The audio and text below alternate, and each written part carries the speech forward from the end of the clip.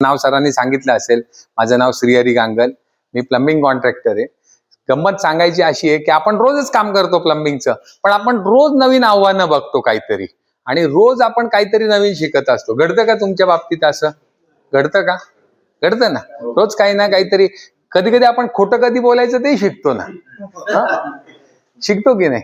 कधी खोटं बोलायचं, कधी खरं बोलायचं. बरेच वेळा काय होतं की जिथे खोटं बोलायचं असतं तिथे आपण खरं बोलतो, जिथे खरं बोलायचं असतं तिथे खोटं बोलतो आपण.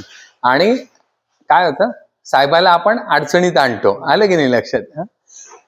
हा गमतीचा भाग सोडून देऊ.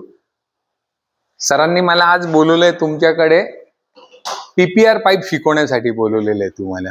तर माझ्या डोक्यामध्ये असं होतं की एक साधारणतः 30-35 वर्षाचे सगळे वॉलमन ऑपरेटर असे असतील, आणि इथे येऊन बघितलं मी तर सगळेजण बरेच माझ्या वयाचे आहेत किंवा माझ्यापेक्षा मोठे आहेत. हे तुमचं वय किती काका?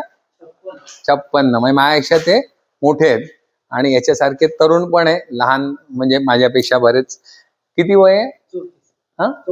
34. म्हणजे एवढ्या वर्षाचा अनुभव आहे माझ्याकडे प्लंबिंगचा. त्याचं जेवढं वय आहे ना तेवढं. मी माझ्या वडिलांचा व्यवसाय होता, म्हणजे काकाचा होता व्यवसाय होता हा. माझी तिसरी पिढी आहे व्यवसायामध्ये. तुम्ही बघता की सगळे सर कोण आहेत हे सगळे? पंप ऑपरेटर आणि वायरमन. ठीक आहे ना, पायपाशी संबंध येतोच तुमचा. आज काय झालेलं आहे, मल्टी स्किल माणसाची गरज आहे. तो जर म्हणेल की मी फक्त गाडी चालवतो आणि टायर मी बदलणार नाही, टायर बदलायला दुसरा माणूस हे करा, तर चालेल का? नाही. त्याला रेडिएटर मध्ये पाणी त्यालाच घालावं लागेल, छोटं मोठं मेंटेनन्स त्यालाच बघावं लागेल.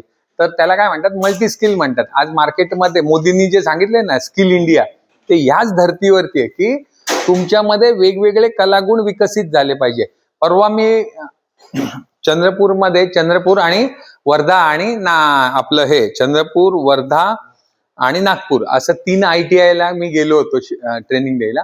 तर त्या ठिकाणी मी जेव्हा त्या प्लंबर मुलांना काही कन्सेप्ट सांगितल्या ना, तेव्हा त्यांच्या लक्षात आलं. त्यांच्या डोक्यामध्ये काय होतं, प्लंबिंग करायचं. मी त्यांना प्रश्न विचारला की प्लंबिंग करायचं तर कुठे करायचं? तर ते म्हणे शाळेमध्ये करायचं, कॉलेजमध्ये करायचं, रेल्वे स्टेशनला करायचं, अजून कुठे केलं जातं, हे अशी बिल्डिंग अशा सरकारी ऑफिसेसमध्ये केलं जातं, पोलीस स्टेशनला केलं जातं. मग मी त्यांना एक चित्र दाखवलं जहाजाचं. म्हटलं इथे प्लंबिंग होत नाही का? होतं ना म्हणे. तर सांगायचा मतलब असा आहे की त्यांनी कधी विचारच केला नाही की जहाजामध्ये पण प्लंबिंग असतं. मग त्यांना मी विमान दाखवलं. विमानामध्ये टॉयलेट असतं का? मग तिथे प्लंबिंग आहे का? हो म्हणे असतं प्लंबिंग. पण काय कधी विचारच केला नाही की आपण असा प्लंबर बनू की आपण विमानाचं प्लंबिंग करू. मला सांगा, साध्या प्लंबरला आणि विमानाच्या प्लंबरला कोणाला पगार जास्त मिळेल? मग स्किल लेवल पण तशी लागेल ना, बरोबर आहे ना. MBBS डॉक्टर असेल तर किती घेतो? 150 रुपये घेतो. तोच MD असेल तर 500 घेतो, आणि तोच BAMS असेल तर 20 रुपये घेतो. आलं की नाही लक्षात? तर सांगण्याचा मतितार्थ असा आहे की याच्यामध्ये बरंच अंतर असतं. आता माझी आहे ना प्रशिक्षण देण्याची पद्धत अशी आहे माझी की मला असा अनुभव आहे की मी जेव्हा प्रशिक्षण देतो तेव्हा बरेच वेळा ना लोक बोलतच नाही. काही प्रश्न मी विचारले तर बोलतच नाही. का असं होतं? कारण काय असेल? अनुभव नाही. काही जणांना असतो पण ते लाजतात. यस, बोलण्याची त्याला